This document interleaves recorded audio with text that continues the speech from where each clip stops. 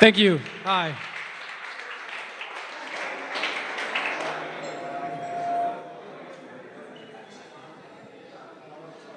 Hello. Hi, everybody.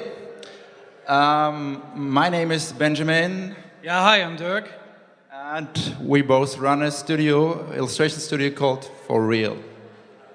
Dirk and I, we have been friends for quite a long time. I guess it's about 10 years now.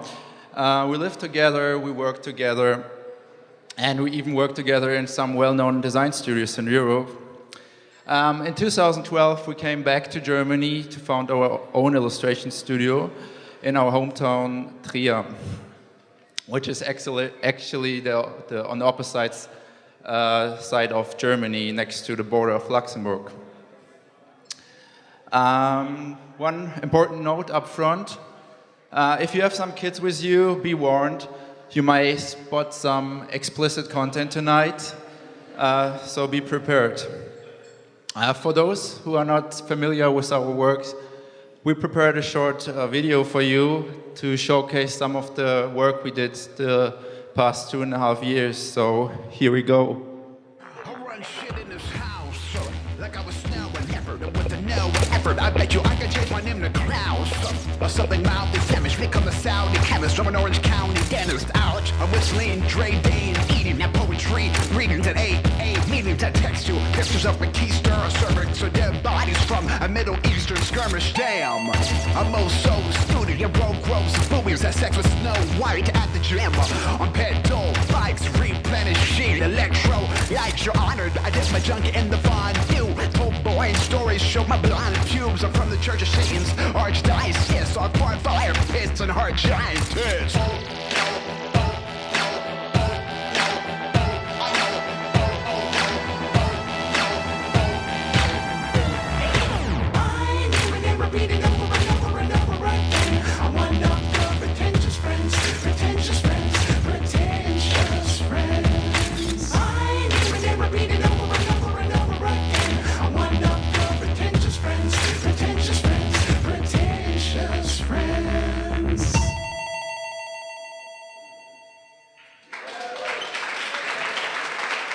Thank you.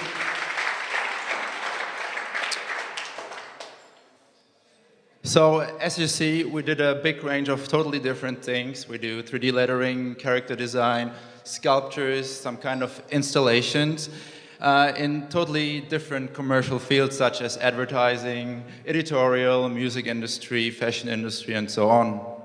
Often, when we get the requests, those clients come up with one question, and they often ask us, yeah, this is the brief, could you do it in your style?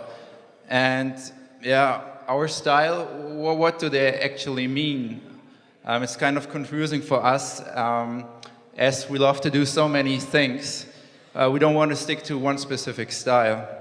Nevertheless, there are some significant attributes that can be found in most of our visuals. And all of the following attributes are really important for us. So this may be the most obvious attribute. We love to work with really bold colors and strong contrast.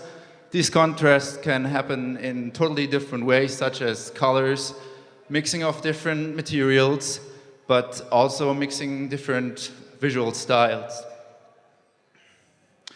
Next characteristic is definitely our graphical compositions. Even if so it's important to have an easy to understand composition, even if we have a lot of different objects and a lot of details. Haptics, also known as I want to touch it. So we really love to give a hint of realism even if we work with totally abstract and weird objects. We kind of love to provoke, but also an important thing is that if you look at our visuals, that you get the feeling that they jump straight into your face. Yeah, we love details. I want to show you some closer looks on some projects.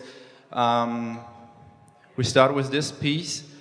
It's actually one example which got printed really big, like 10 meters in width, which means that it has 20,000 pixels in width. That's more than 10 times the resolution of HD.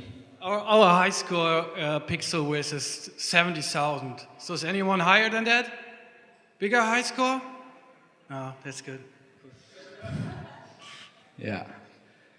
So these big resolutions mean that you can actually search for details and zoom into it and start to discover different things.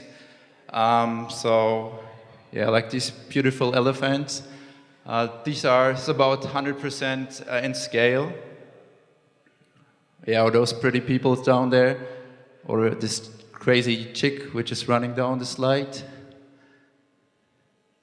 Yeah, the previous visual was a good example for obvious details, but sometimes you have to have a closer look on our visuals to get actually the details. So if you get closer to this, you will recognize this little penis necklace. This one is not so fancy project. We made it for the new Samsung Chef Collection kitchen devices. And clients asked us to put some more life into it, and they suggested to put a kid's drawing into this visual. And we said, sure, let's do that. So we made a kid's drawing of our own, or ourselves, and placed it into the visual. This one is a nice example for a 3D type. This was supposed to be an ad for a big German mobile phone company, and the client actually asked us to put a detail on the cap. So we suggested this one, which is called James. This is actually the name of one of our friends. He's really into these hats and caps. So as this was supposed to be printed all over Germany, we thought it's funny to put his name on this cap. So if you would walk through the streets, he would see his name printed all over the places. Unfortunately, the art director asked us what's his name supposed to be, and we replied and said, yeah, we just made it up randomly, so it has nothing to say. Unfortunately, she Googled his name and came across his portfolio, so she figured out what we had in mind, so she was quite pissed off. And unfortunately, his name didn't appear on this ad.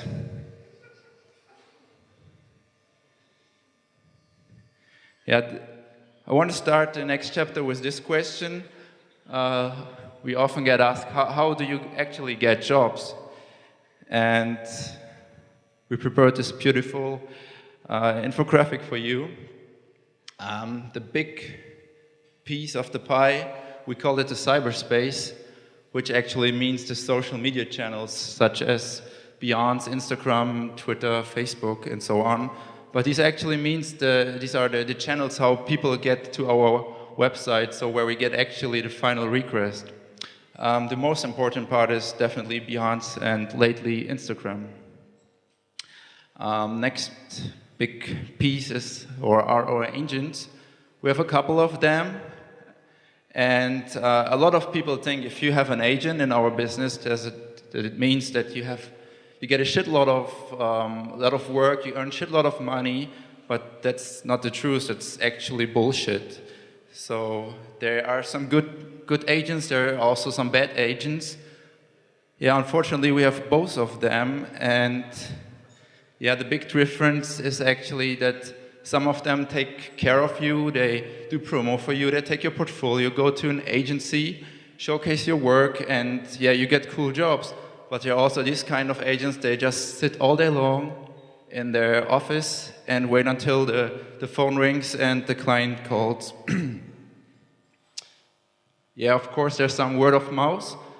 This is actually the guys they recommended us, guys we have been working before with, and they recommended us to other art directors or creative directors.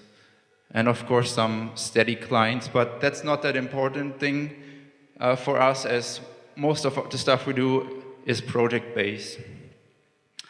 Yeah, it's your go. Yeah, it's my turn. Right. All the stuff you've seen in the video before and all the stuff we made in general can be categorized in these three categories, in these three fields, which is self-initiated, some call it personal work. There's editorial, which is mostly print, and on the other end, advertising. And this is something we want to talk about a bit. Those three fields are very interesting. Self-initiated is actually the complete opposite of advertising, and yeah, they have some really interesting correlations to each other. So we want to bring some examples of that, and starting with the piece here, which we made at the very beginning of our studio, before we had any portfolio.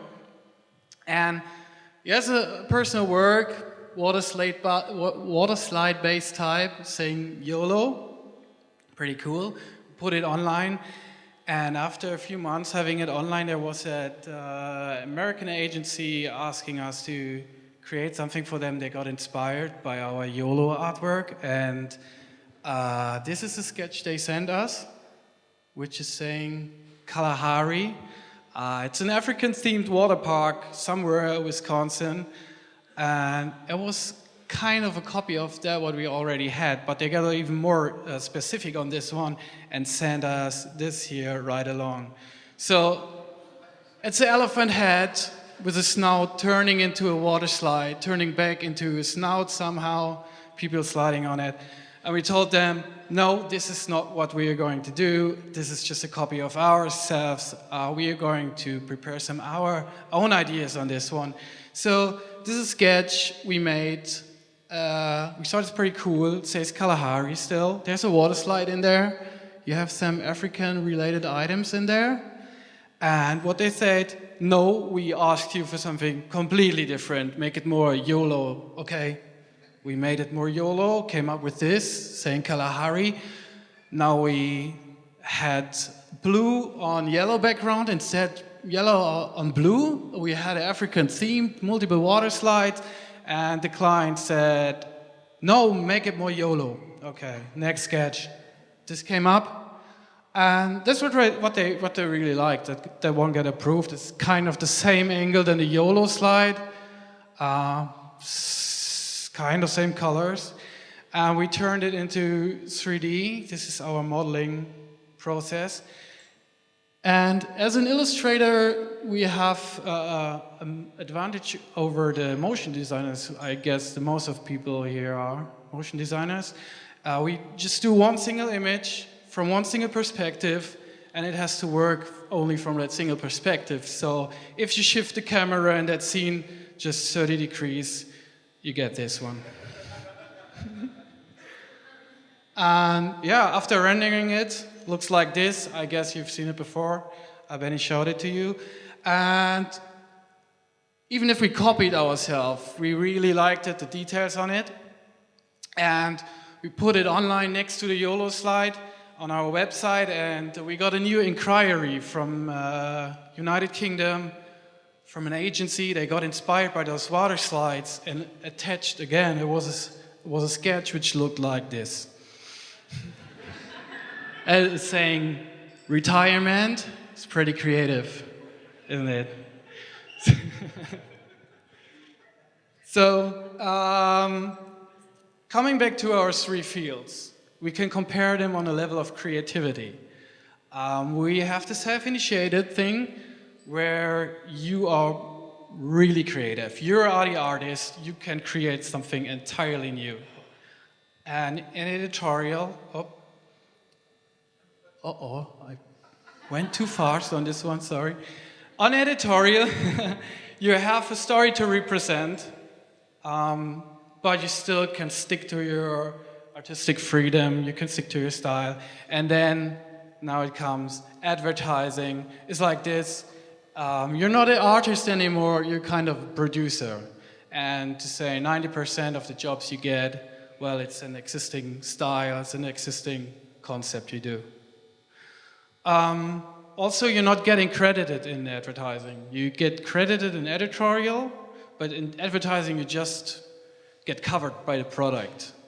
So, next thing, pretty important to many people, and it's also the biggest contrast of these fields. Self-initiated, you are kind of the poor artist, don't have any money, as long as you're not getting hyped. And in editorial, you don't have big budgets, but there are some bucks to make. As you know, the classical and traditional media is about a die, and there's not much money for paying the artists. And then in advertising, it's like this. This is where you actually make the money, and it's mostly well paid. We probably haven't seen the biggest budgets yet, but maybe it's definitely enough to make a living out of it. So Benny's showing you another project. All right. We're going to continue with we call it the planetary anatomy, which started actually with an editorial piece. It was also at the very beginning of our studio, no portfolio online so far, and we got a request from a print publishing house in the UK and asked us to create some kind of a moon illustration for a kids' science book for United Kingdom. They asked for a nice render quality and some kind of photorealism, but in first case it was important to showcase the inner parts of the moon for the kids. We had not that many jobs at this time, and so we accepted it, and it turned out like this. It was pretty basic. The client was satisfied. But we thought it's a bit boring to put it like this on a portfolio, and we thought, how can we make it look cool? How can we make a strong piece out of it to have a strong piece for our portfolio? It was also important to tell kind of a different story. This is the final result. We boosted the surrealism by putting some weird core or weird kind of liquid in it and added some really intense and bold colors to it. We were really satisfied with that and thought, okay, that's the kind of stuff we want to do. That's something we would like to show the people. As it was we had fun doing this, we thought, okay, let's continue this kind of storytelling and make another one. So we thought, okay, how to slice up Saturn and come up with this. Two strong pieces, but we love to do serious and two are no serious, so we had to do at least one more. So we sliced up Mars again as well and put some kind of negative gravity to it. It's a nice example how an editorial piece got transformed into self-initiated piece to have something strong for your portfolio. We published this in the beginning on our portfolio, and some time later we got a request from a big German newspaper called Welt am Sonntag, and they had an article about searching for alien lives, and it fit pretty good into the story. So we sold them the usage rights to use it in this issue. I just want to sum up what happened here. So we actually started with kind of boring editorial piece. We transformed it into a self-initiated piece to go out to show potential clients what we're able to do. And at the end, it got transformed into an editorial piece again. So at the end, we used both advantages of both fields and made money twice with it, even if it was not that much, it was editorial. Another example is our Tropical Plus series. This time, a totally different starting point. We had something specific in our mind, and we were aiming to create something new, something we haven't seen before, not in the way we would like to do it. And it was basically about mixing really well-executed CGI with some well-executed classical illustration. We put Our minds on paper, this is how the initial sketch looked like, pretty basic, but it basically shows an open gun-shaped banana with some kind of Dragon Ball plus coming out of it. We turned this into 3D. That's how the final render looked like, kind of photorealistic, and yeah, super cool with the drawn elements on it. Again, we had a really strong piece, but we were aiming to do a series, and Dirk will follow up with the next pieces. Yeah, we're really satisfied. We had this idea, we made it exactly as we imagined it in our head, and you need a series to show the client that you didn't make it just a one-hit wonder, that you can reproduce what you actually did again on the same level of quality. So we thought, how can we continue this narrative? And we said, okay, there's fruit in it, there's explosion in it, let it be fruits, let it be explosions. So we came out with this coconut. That was our next sketch, how it can explode somehow. Cool, you can already imagine how the mix is working. And as we got so good and fast with the first thing, the banana piece, which we modeled in CGI, we thought, let's do the coconut in CGI. So these were our results after kind of 1 week of modeling one of them, and we were totally depressed. This is not looking like a coconut. And the best rendering we got somehow was this thing here, and it's not photorealistic at all. So we were totally depressed. It was a complete fail on it. And then we took the real-life coconut we had in our studio, which we had there for a reference, how a coconut looked, put it in front of our mobile phone camera, made a shot and saying, we finally managed to render a photorealistic coconut. And in that moment, having the coconut in front of us, making a photo of it, we got a pretty good idea.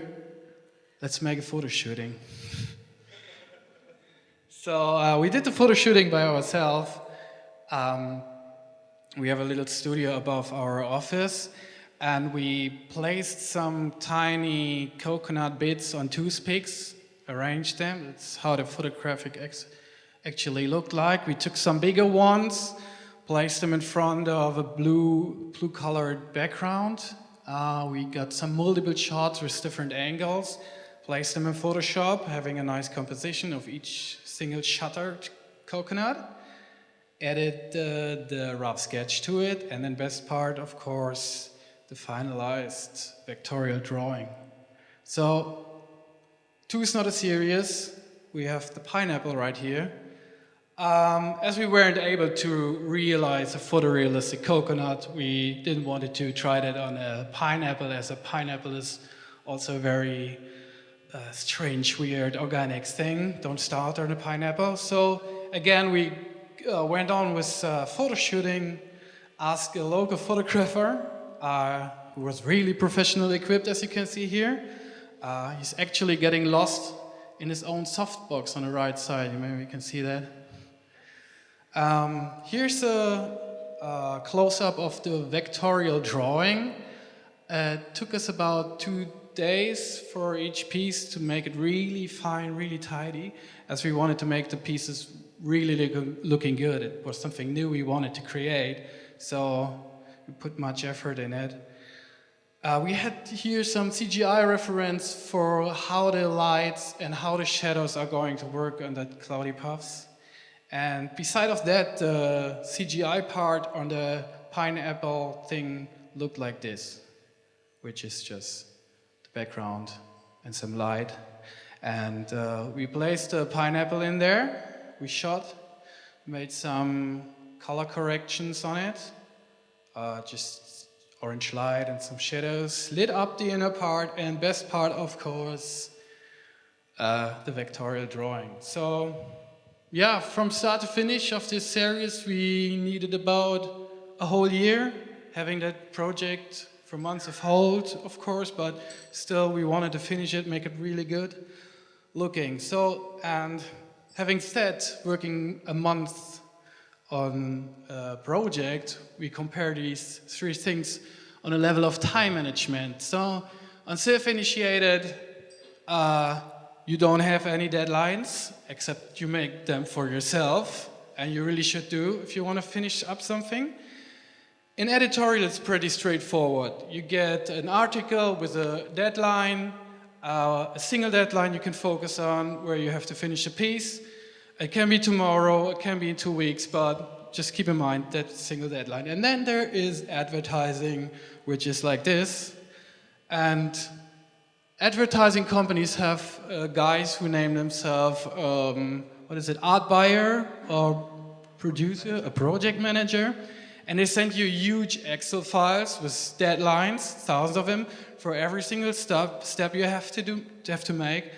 And you have a lot of appointments on conference calls and so on. But this is not a bad thing. I mean, it's good having someone taking care of your time management when you have a complex project. So, yeah, giving back to Benny. We published our Tropical Plus series on our portfolio, and after a while, The Verge called us to requested to create some visuals for their Christmas shopping guide, which is actually some kind of a showcase of potential products you should buy for Christmas for your beloved people. They asked us for mixing their product shots with some Vectortron elements, which was already really cool, but we thought, yeah, let's do it even cooler. Let's bring it to the next level and mix the photos with a classical illustration and in addition some cool CGI parts. This is one of the basic sketches. I think it's not necessary to explain it that much. You see the product shots and these kind of elements supposed to be the 3D parts and of course the Tron element.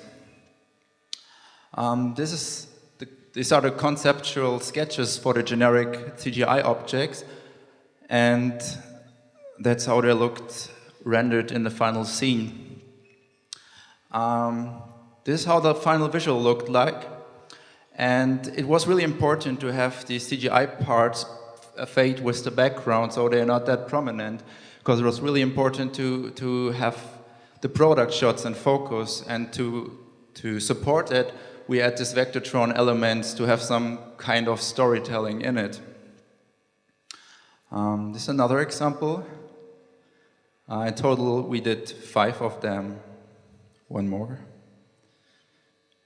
Yeah, having this on our portfolio, some weeks later Reebok called us. They were just about to publish or to produce promo material for their new pump-up shoe, which is kind of a reinvention of their 80s pump-up technology, but this time in shape of a running shoe. So we made some sketches for them. Actually, they requested just a single key visual, a promo visual, but after showing all these sketches, this is just the strongest one. We did even more. They decided to hire us for 3 instead of just a single one, which was really cool. So because we were able to create a series again, what we really love to do. These are the chosen one. The first one is some kind of a planet thing. The middle part is a bullet, which has the textures of this shoe. And the last one is kind of a pumped up ball, where all these air puffs coming out. We turned this into 3D, so we're working with Cinema 4D. And that's how the raw render looked like of the first visual. We did some slight effects in Photoshop, and of course add some vector parts again. Same with the shoe, raw rendering, add some slight vector swooshes on it, and of course the ball again, already really cool as a rendering, but so much cooler with the vector parts. Yeah, that's another good example. Oops, what happened? Lost the connection. Oops. All right. This was another good example how we turned a self-initiated piece into a commercial piece. We have some more of these kind of projects, and Dirk will follow up with the next one. Yeah, right. About that self-initiated projects, we're coming now to the thing called Sculpted Alphabet.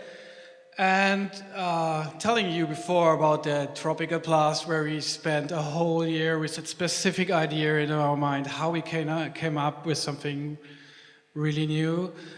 This is something which were absolutely not planned. It came out of a playful approach, and yeah, I'll show you quickly how it happened. We were on our test for upcoming project where you have to model an A. And there were the sculpturing tools in Cinema 4D released some previous versions before, and we tried it out and just pushed the mesh around a bit. And after a few seconds, we had that kind of result here, which looked, yeah, that is cool. Can continue on this and just make some details on it.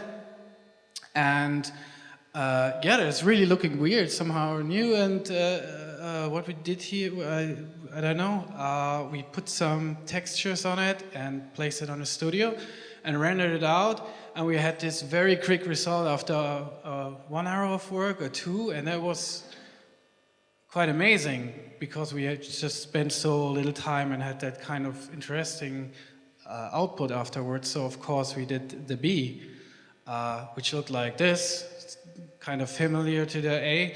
And we really liked that sculpting thing because we oh, it's not working.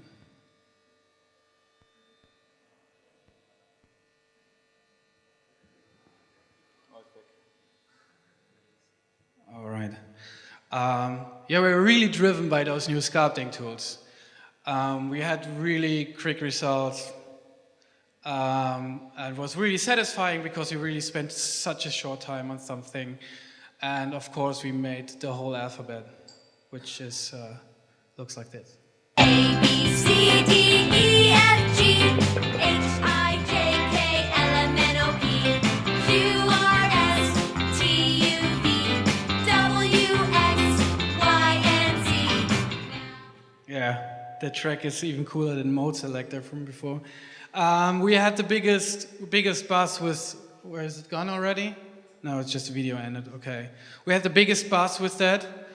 We got featured in several websites on Huffington Post, New York Times art section, computer arts, and all that stuff. And we got enormous traffic on our website. And there was that article on Wired magazine website saying this font from CGI skin will make you feel cross. This is just an example. And there were, of course, some user reactions to it. Here is Gasbox saying, seems lately there has been a surge of stupid fonts like these, and people still bash Comic Sans as being useless. So there are always people on the internet don't getting the stuff you're actually doing, or they see the random artistic exercise in it. And there was another comment here. Franklin said, "This case is one of the most disgusting things I've ever seen." And the answer from Final Word is pretty on point.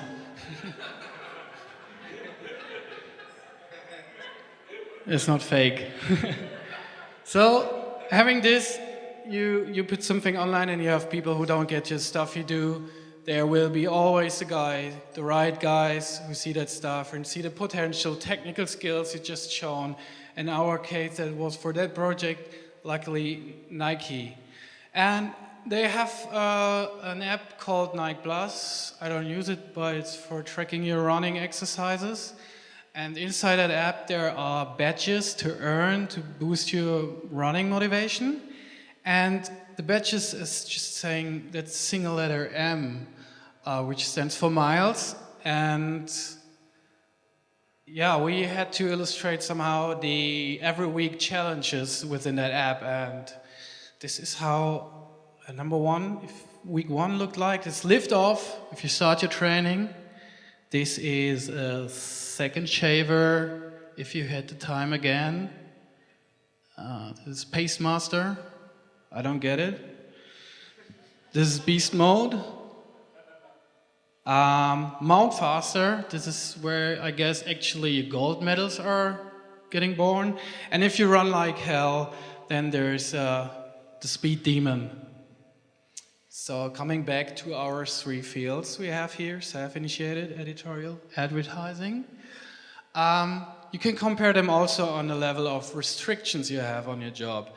On the self-initiated, you have that empty piece of paper, the blank screen, the biggest enemy of a creative. In editorial, you get the article, which is an interesting frame for starting something, and you don't have that much of documents to stick to. And with restrictions in advertising, it's like this here, which means you get a shitload of documents. It starts with that NDA you have to sign before you see any briefing. Then there's the briefing. Then there are handbooks for the corporate colors, corporate fonts, and all that shit going on. So you get lost within the documents. So final thing here, sum this up, the self-initiated editorial and advertising thing is a single work in one field of it affects your future work, and it opens up new possibilities in the other fields. And some people think, okay, just do the advertising thing and get rich, but this is actually not working because you just copy yourself over and over and you don't develop yourself as a creative. So speaking of restrictions, I will pass over the microphone. All right. We will follow up with a big project we do yearly called Pferdefest. This has actually not that many restrictions, as you will see on the following slides. I'm gonna start with this beautiful and idyllic wine village called Bernkastel-Kues, which is more or less about 50 kilometers from our hometown. That's a place where actually old people spend their vacation, like those people down there. It's adorable, isn't it?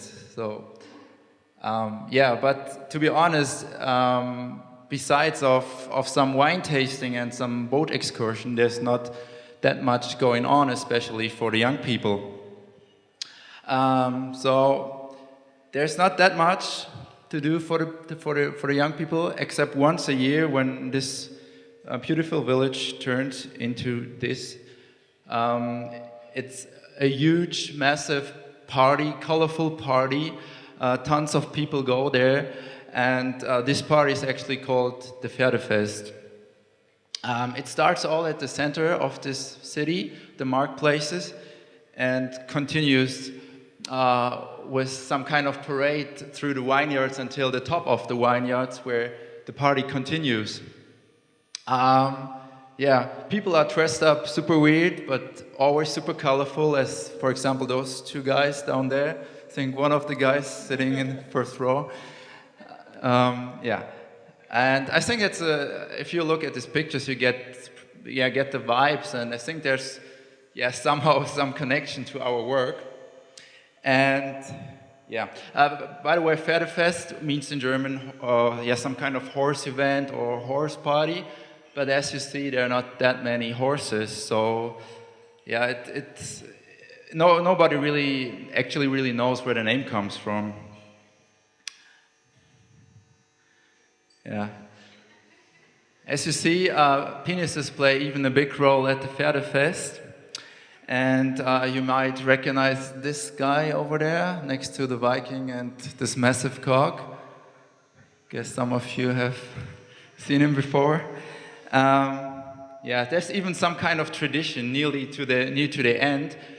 Some of the local guys, not gay guys, maybe also some gay guys, but some of the guys, they get undressed, get naked, and party, like hell on the stage, as you can see in the middle, in the bottom row. So some of the organizers are our friends, and in 2013 they asked us for the first time to create their visual identity, and we said, sure, we love the vibe, we love your party, the whole idea, so sure, we're up for it. We started brainstorming We picked up the most important part, at least for in our case and in our opinion, and we came up with this sketch. Yeah, the initial idea was to have this as a really well-crafted oil painting. So we wanted to work with an artist to paint it in oil. But we also did a second sketch, this one. We call it the Daft Horses. It was in 2013 when Daft Punk released a new album and there was this Daft Punk hype. Unfortunately, the guys decided for this concept and it turned out like this. Yeah, really satisfied with that. That's how the final poster looked like, with the typeface on it and the copy. And in 2014, they wanted us to do it again. We were up for it, and with this, in 2014, we wanted to do a series, as we love series, instead of just a single key visual. The idea was to combine horse-related object with stuff from the event and create some weird objects. These are the first two results. Yeah, of course, we had to visualize the penis as well. We call this one the corkscrew. Some more weird things. So we did in total 8 of them, and so we had a lot of different visuals, a lot of different posters to make advertising for the event. In 2015, it went totally different. This time we've been running really late. We were 2 weeks behind the deadline, and we just had some couple of initial ideas, and these were the strongest ones so far, but it was not that satisfying for us, and we were not even sure if we should continue on this route.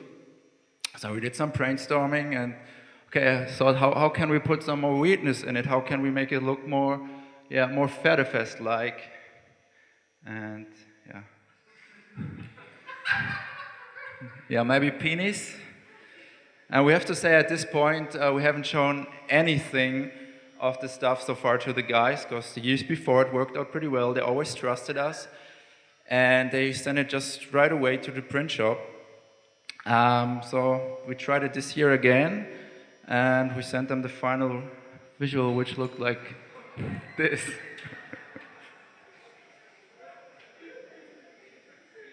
At this point, we thought it's the best piece ever we did. We were really satisfied. We loved it. Unfortunately, the organizers, they had a different. They thought it might not work out. They were pretty shocked, amused, but shocked. Seems like the Federfest organizers are grown-up adults by now, so with jobs and all that stuff. And I think the main problem was that no one wanted to hand out a flyer which looked like this. So, as I said, there was no time to do a new one and a new thing from scratch.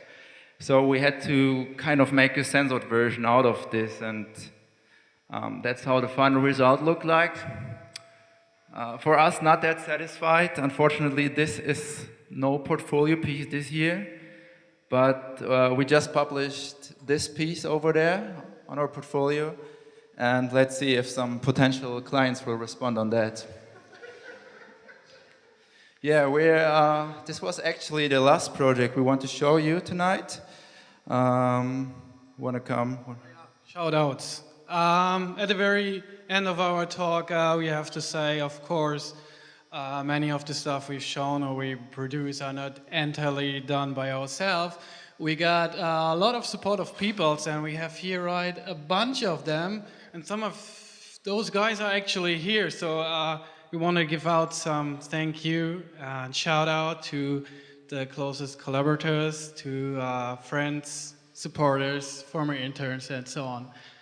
And if you could see yourself in that row or in that sheet here, we are always looking for talented artists. So feel free to contact us. And thank you. Stay in touch. We're here. Our nickname in cyberspace is We Are Foreal. And that's it. Thank you. No.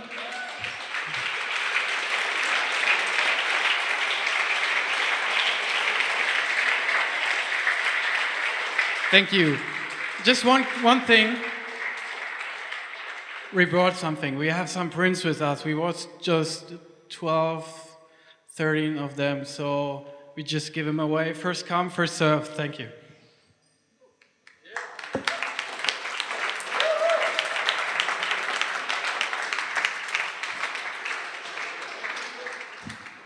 So yeah, thanks for real. Amazing stuff. We're gonna do a short pause of about like 10 to 15 minutes where you guys can grab a drink, and then we're gonna follow up with the next speaker.